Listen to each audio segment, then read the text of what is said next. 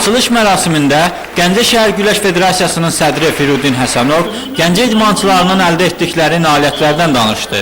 Sonra universitetin prorektoru Telman Quliyev çıxış etdi.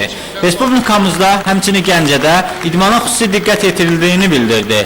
Gəncəlik Tələbə İdman Cəmiyyətinin Gəncə Şəhər Şurasının sədri Nofal Əliyev Spartakiyadanın proqramı haqqında məlumat verdi.